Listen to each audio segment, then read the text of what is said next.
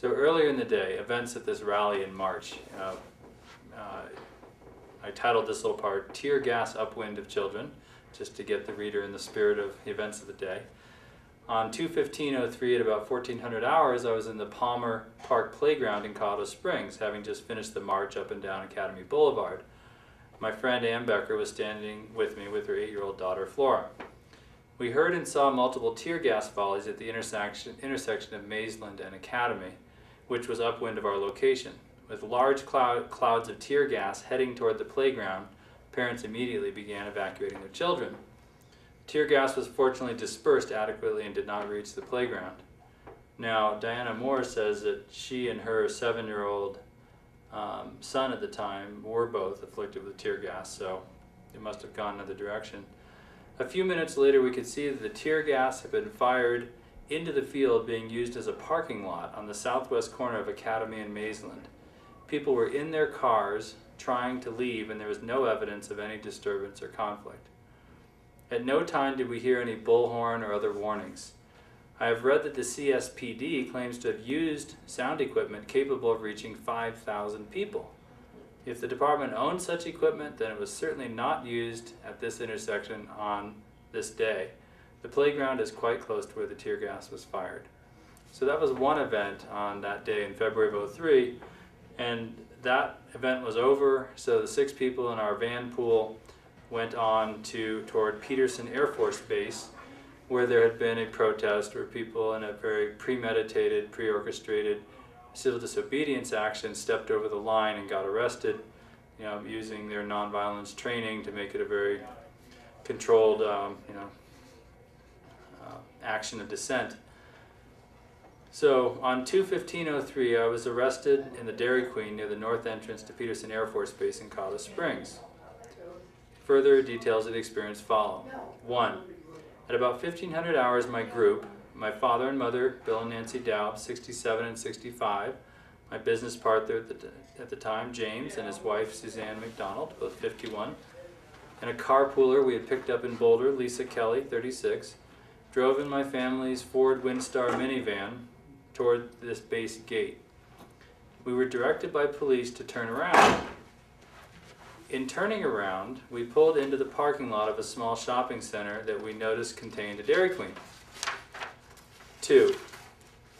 All of us went into the Dairy Queen to use the bathrooms before driving home. While we were inside the restaurant and my mother was still in the bathroom, a policeman came in and went around the back of the counter to talk with the staff.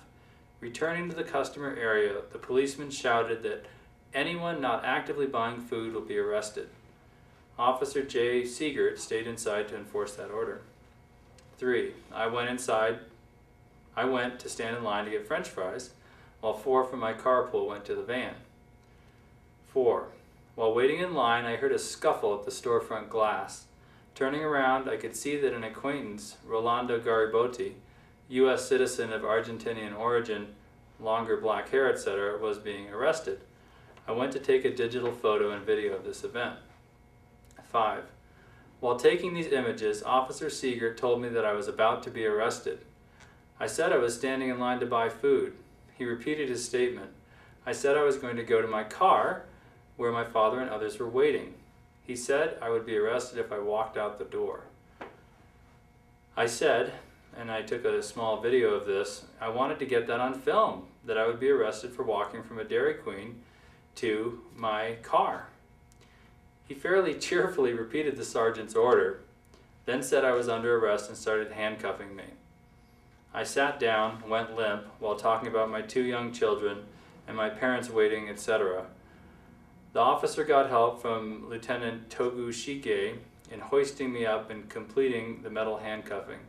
The handcuffs were extremely tight. The marks on my wrist lasted for some 48 hours. 6. Meanwhile, my mother came out of the bathroom to see me being arrested. I called to her to take my car keys and camera, which she got from me. She went to the van and somehow was never arrested. Standing by the van, having followed the order to leave the DQ, the Dairy Queen, were my father, Bill, James, and Lisa. They were arrested. Suzanne was in the back seat of the van and told by police that she was being arrested. She said she was waiting to leave, but the driver, Eric Doub, was being arrested. Then she was dragged out of the van and arrested, and her husband James, whose expression was deer in the headlights according to Suzanne, pleaded, for want of anything else to say, "But she's a kindergarten teacher." 7. I was taken, walking with a medium degree of cooperation, to the north gate of Peterson, where others were being processed but kept separate from the others to be taken to El Paso County Jail. And I was being kept separate from the others, I think, because I kind of let my nonviolence training lapse when I was being forced to walk toward the detention area. And I said, you know, this is the kind of arrest that Saddam Hussein would be proud of. And I didn't make much, didn't make any friends in saying that, but I just felt I needed to say it because that's how I felt at the time, and it was kind of the blatant truth of it. Of the situation. I was taken by squad car to this jail and charged with both a resisting arrest and failure to disperse. 8. While being processed into jail, I asked Officer Siegert how he was feeling and what he was thinking before and when he arrested me. He told me that it's just like when you have a kid. You give them an order, you give them time to comply. Then if they don't, well...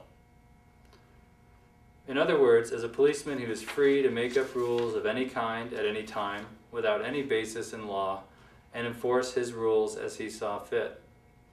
In retrospect, I wish I had asked this officer if the orders he gave and followed had to be legal in terms of the U.S. Constitution and the Bill of Rights. Apparently, he had never considered this angle on things. 9. I was taken through jail processing and into general population where I was until my parents paid my $200 bail, and I was released at about 20 hours. Yeah. Witnesses to these events include Eric Smith and Suzanne Benally. They both took detailed notes that corroborate the above description. So evaluation, there's already been some interpretation and some editorializing in just the narrative. It's hard to avoid, but police behavior I observed at this shopping center was not in any way aimed to protect public or private safety. Upon arriving at the shopping center, we could see police in riot gear striding toward the mall with mace cans in hands, shaking the cans and hustling forward. All body language on the part of the police that I observed told of adrenaline, anger, and impatience. The intentional infliction of pain on Rolando Garibotti, who upon arriving by car was told by a policeman that it was okay to go into the shopping center, but who was thrown up against the Dairy Queen's glass storefront and arrested when he attempted to enter the establishment to use the bathroom. Later, in reaction to extreme wrist and arm twisting, he arched his back and was then thrown to the ground and kneed in the ear and back by at least 2 officers. He was also charged with resisting arrest. And the hauling out of the van of Suzanne McDonald were evidence of the states of mind of the police. While the charges on the summonses are listed as failure to disperse, the joke we circulated later was that the correct charges would have been failure to disappear or failure to decease. You know, that's kind of what the police expected of us. Just Star Trek it out of here, just disappear. So direct results of police behavior included removing people who were present to express political and social opinions, and exposing the militarist operating values of our society, you know, in contrast to the declared values of a democratic and open society, you know, a police state in the making. I hope the Constitution is no longer just an archival document. In spite of the Patriot Act, can we reactivate its protections? So, the actual events of the day are very important to put forward because, you know, the police, of course, said later they just didn't see it that way. You know, they claimed in the police report that I was actually at the Peterson Air Force Base protest, which I never was, and they claimed that I had heard at that protest an order to disperse, and of course I wasn't even present. So, you know, fabrications leading to false arrests, we just need to speak the truth about the events and do our best to preserve our civil rights.